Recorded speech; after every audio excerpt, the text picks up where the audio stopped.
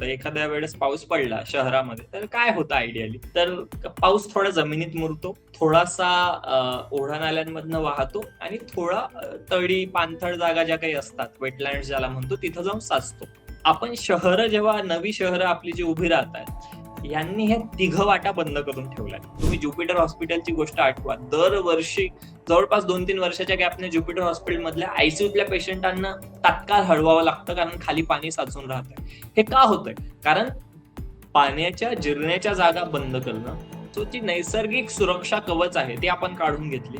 एका अभ्यासानुसार असंही लक्षात येतंय, भारतामध्ये जवळपास 70% जास्त शहरी भागामध्ये टेक्निकली डिझाइन केलेली पावसाची गटारं नाहीच आहेत. त्यामुळे थोड्याच वेळात पाऊस पडला तर तो जाणार कुठे? तो रस्त्यावर येतो, तो घरांमध्ये शिरतो आणि शहरं बुडतात. सुदैवाने महाराष्ट्र हे असं अग्रणी राज्य आहे की देशभरात असं ब्लू लाईन आणि रेड लाईनचं मॅपिंग हे महाराष्ट्राने सगळ्यात आधी केलंय पुढाकार घेऊन. पण ते फक्त कागदावर राहिलंय. कारण काय, नदीकाठची जागा सुंदर सपाट असते, मोक्याची असते, जरा रिव्हर व्ह्यू दिसत असतो.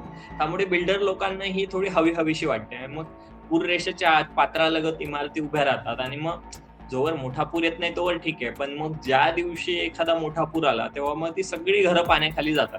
पुण्याच्या आसपास जे काही टेकड्यांवर बांधकामं होत आहेत, जी काही कॉन्क्रिटायझेशन होत आहे, त्याचा थेट परिणाम हा पुण्यावर होणारच आहे, होतोही आहे. मे बी आपण रेकॉर्डेड स्वरूपामध्ये उपलब्ध नसेल आज. पण त्यामुळे आपल्या शहरांचे जे विकास आराखडे आहेत, त्यांनी आता विचार करणं गरजेचं आहे. मला याच्यानंतर पुढच्या टप्प्याकडे यायला आवडेल, की आता सध्या मान्सूनचा काळ सुरू झालेला आहे. पाऊस पडतोय. यंदा एल निनोचं संकट सुद्धा आलेलं आहे, असंही म्हटलं जातंय. महत्त्वाचे मुद्दे काही वर्षानुवर्ष तेच राहतात, त्याच्यावरच चर्चा होत राहते आणि असाच एक प्रश्न म्हणजे पुण्या-मुंबईसारखी जी शहरं आहे, इथे काही तासांमध्येच, काही तासांच्या पावसामध्येच पाणी साचतं आणि शहरं लिटरली तुंबतात. काही हं. तासांच्या पावसामध्ये आपली शहरं नेमकी का तुंबतात? काय याच्यामागची कारणं असू शकतात? लॉजिकचा प्रश्न आहे खरं तर, की का तुंबतात? तर पाणी कुठेही पडलं, तर वाहायला जागा ठेवली नाहीये. आणि वाहायला जागा ठेवली नाही म्हणजे काय? तर साधारण पाणी 3 गोष्टी करतं. एखाद्या वेळेस पाऊस पडला शहरामध्ये, तर काय होतं आयडियली? तर पाऊस थोडा जमिनीत मुरतो, अ, थोडासा ओढा नाल्यांमधनं वाहतो आणि थोडा तळी, पाणथळ जागा ज्या काही असतात, वेटलँड्स ज्याला म्हणतो, तिथं जाऊन साचतो. आपण शहरं जेव्हा नवी शहरं आपली जी उभी राहतायत, यांनी हे तिघं वाटा बंद करून ठेवलाय. म्हणजे जमीन आपण काँक्रीट किंवा डांबराने व्यापून टाकली आहे. ओढे-नाले बुजवून त्याच्यावर इमारती बांधल्या आहेत. त्यामुळे वाहण्याची वाट बंद आहे, मुरण्याची वाट बंद आहे. आणि तळी, पाणथळ जागा यांच्या आसपास वसाहती बसून हळू त्यांना एन्क्रोच करत चाललोय. त्यामुळे ती साचण्याची जागा बंद आहे. त्यामुळे मग पाणी पडल्यावर जाणार कुठं? हा मेजर प्रश्न आहे. त्यामुळे ते रस्त्यावर थांबतं आणि म्हणून आपल्याला पूर आहे असं वाटतं. हा एक भाग झाला. दुसरं असं की एक टेक्निकल बाबही याच्यामध्ये आहे. मुंबईचाच विचार केला तर. आता मुंबईमध्ये पावसाळी गटारं जी आहेत अंडरग्राउंड, ती कधी तयार झाली तर ते ब्रिटिश काळातली आहेत अगदी अजूनही. म्हणजे कितीची तर एक 1960-70 काहीतरी आकडा असावा. तेव्हा ही बांधली गेली. आणि ब्रिटिश खरं तर फार मला त्यांचं कौतुक केलं पाहिजे, की ते त्या बाबतीत तसे दूरदृष्टीची लोकं होती. पण त्यांचं जे मेजरमेंट होतं, तर तेव्हाच्या पावसानुसार त्यांनी काय ते बनवलं. तर ती कशी होती, तर ताशी 25 मिलीमीटर इतका पाऊस झेलण्याच्या कॅपॅसिटीची गटर त्यांनी बनवून ठेवली. आत्ता पाऊस किती होतोय? तर तो होतोय ताशी 100 मिलीमीटर पेक्षा जास्त. आणि त्यामुळे आपली व्यवस्था 150 वर्ष जुनी आहे. जर मुंबईचा तात्पुरता विचार केला तर. आणि त्यामुळे पाऊस मात्र नवीन झालाय. पाऊस अधिक तीव्र झालाय. आणि एका अभ्यासानुसार असंही लक्षात येतंय. NIUI नावाची संस्था आहे, नॅशनल अर्बन इन्स्टिट्यूट काहीतरी. तर त्यांच्या एका अभ्यासामध्ये असंही लक्षात आलंय, की भारतामध्ये जवळपास 70% हून जास्त शहरी भागामध्ये टेक्निकली डिझाइन केलेली पावसाची गटारं नाहीच आहेत. त्यामुळे थोड्याच वेळात पाऊस पडला तर तो जाणार कुठे? तो रस्त्यावर येतो, तो घरांमध्ये शिरतो आणि शहरं बुडतात. म्हणजे याच्यामध्ये असंही म्हटलं जायचं, की पुण्याचा विचार केला, तर पुण्यामध्ये पूर्वी एवढं पाणी नव्हतं साचत, पूर्वीच्या पावसात. आता मात्र काही तासांमध्ये एवढं पाणी साचतंय. मग नेमकं बदललं काय? म्हणजे आपलं टाउन प्लॅनिंग चुकतंय. आत्ता तुम्ही म्हणला काँक्रिटीकरणामुळे पाणी मुरत पण नाहीये. एक तर पाणी जमिनीमध्ये न मुरल्यामुळे काय होतंय? म्हणजे आपण काँक्रिटीकरण करतोय आपली सोय म्हणून. पण त्याच्यामुळे जर का आपल्यालाच तोटा होणार असेल, तर हे या या धोरणांकडे नेमकं कसं बघितलं पाहिजे?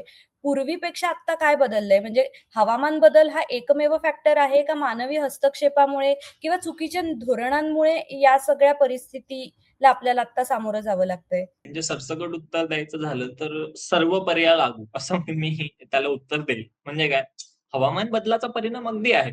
पण हवामान बदल ही काही आपोआप होत गेलेली गोष्ट नाहीये. ती आपणच आपल्या मानवी हस्तक्षेपामुळे झालेली गोष्ट आहे.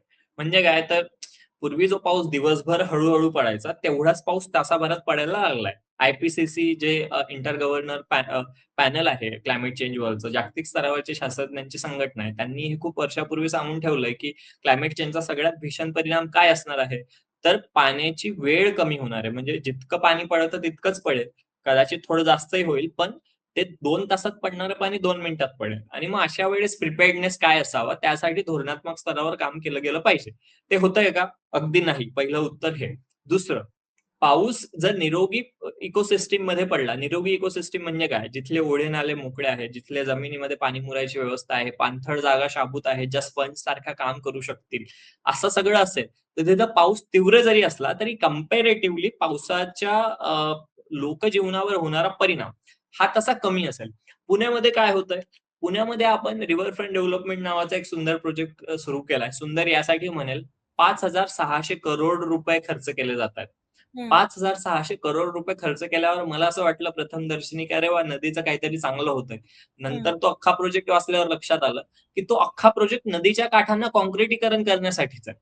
हं, त्यामुळे जर तुम्ही नदीचे काठ काँक्रीट करत असाल, तर त्यामुळे नदीचं आणि निसर्गाचं एक खूप इंटरॅक्शन आहे. म्हणजे राममुळेच्या संगमावर तुम्ही जाल, तर तिथे प्रचंड घनदाट अशी देवराई आहे.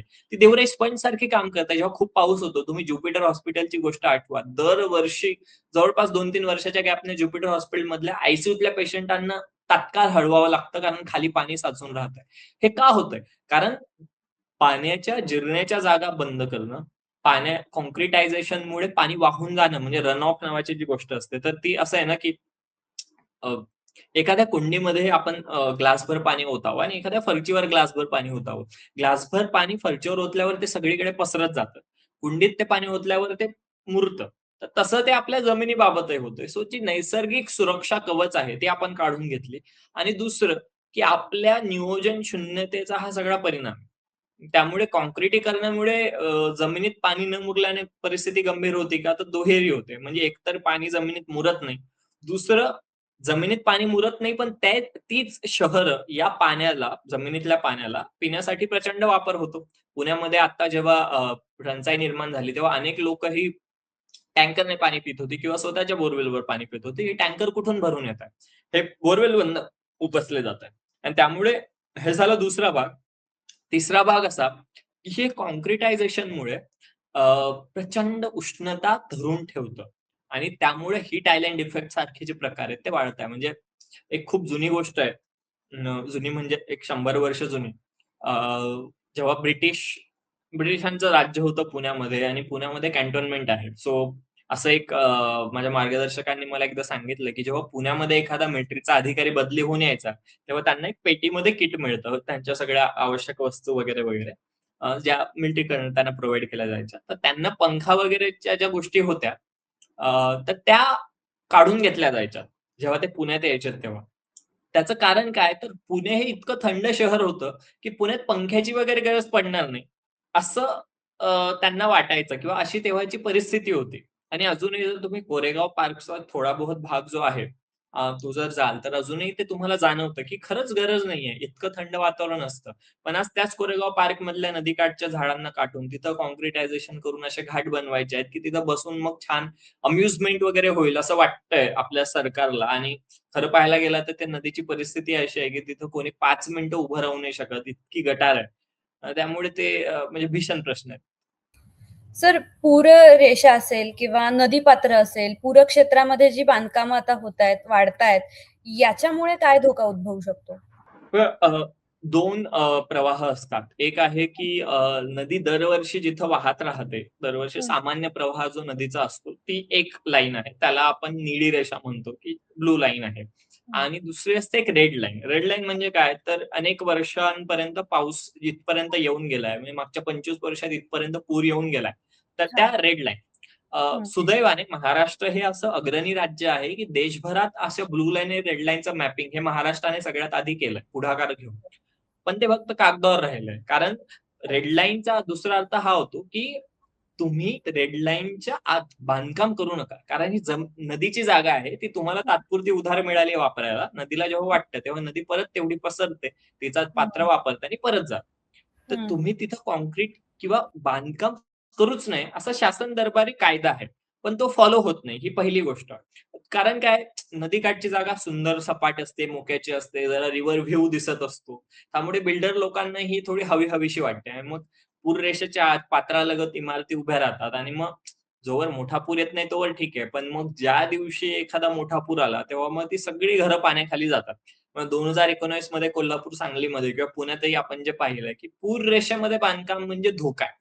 आणि त्यामुळे अ, बांधकामांना धोका आहे आणि ते असं दुसरीकडे असंही म्हणता येईल, की आपण संकटाच्या तोंडात जातो. म्हणजे आंबील ओढ्यामध्ये जे काही झालं होतं पुण्यामध्ये, तर हे कशामुळे झालं? तर स्वाभाविकपणे आता याच्यामध्ये शहर नियोजनाचा जो काही आराखडा आहे, त्याचा विचार आपल्याला करावा लागेल. झाडं आपल्याकडे तोडण्याचं प्रमाण वाढलेलं आहे. वृक्ष तोड होतीये. डोंगरावरती सुद्धा बांधकाम होत आहे इल्लीगली. सो या ज्या घटना घडतात, याच्यामुळे शहरांना फटका बसतो का? कारण की हे थेट शहरांशी याचा संबंध नसतो. शहराच्या बाहेर काही डोंगर असतील, काही जंगलासारखी परिस्थिती असेल किंवा तसे काही प्रदेश असतील. तर तिकडे काही घटना घडली किंवा तिकडे काही अशा वृक्षतोडीसारख्या घटना घडत असतील, तर त्याच्यामुळे शहरांना फटका बसतो का बेसिकली पुणे आणि मुंबईला? मुंबईची केस थोडी वेगळी आहे. मुंबई हे चहूबाजूनी तसं समुद्राने ओढलेला सखल भाग आहे. त्यामुळे हां. मुंबईत पूर किंवा पाण्याच्या परिस्थितीचा प्रमाण याचा थोडा संबंध हा भरती ओहोटीशी असतो. भरती असली आणि पाऊस होतोय, तर समुद्र स्वीकारतच नाही पाण्याला. हं, त्यामुळे तिथं थोडा भाग वेगळा असतो. पुण्याच्या बाबतीत मात्र हे अगदी खरं आहे. म्हणजे हं, 60 किलोमीटरच्या रेडियसमध्ये 11 हं, नद्यांचा उगम आहे. राम, मुळा, मुठा, इंद्रायणी, देव, पवना हं, आणि ह्या सगळ्या ज्या नद्या आहेत, आंबेल एक त्यामध्ये येतो. तर ह्या हं, सगळ्यांचे स्वतःचे ज्याला असं म्हणतो वॉटरशेड असतात. हं. वॉटरशेड म्हणजे काय? तर असं क्षेत्र जिथून या नद्यांमध्ये पाणी येतं. तर बरं. खडकवासल्याच्या वर पानशेत वरसगाव आहे.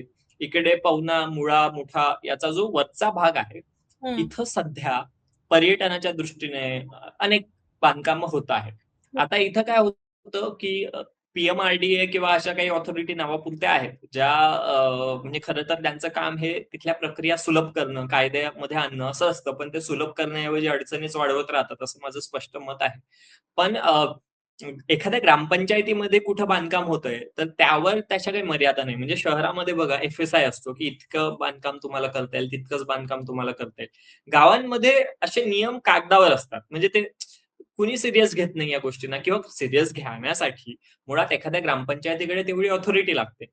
त्यांच्याकडे तेवढी डिसिजन मेकिंग पॉवर लागते, की ते तसं करू शकतील. तसं काही होत नाही. त्यामुळे मला पुण्यातलं हे उदाहरण परत सांगावसं वाटतं.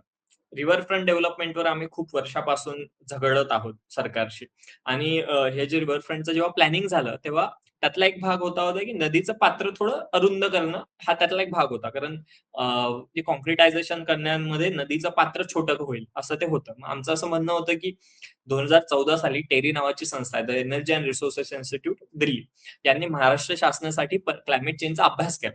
त्यात त्यांनी असं स्पष्ट म्हटलं, की पुढच्या काही दिवसांमध्ये कमी वेळात जास्त पावसाचं प्रमाण हे महाराष्ट्रात वाढणार. आता सरकारी रिपोर्ट आहे म्हणजे खरा असला पाहिजे, असं आपण मानूयात.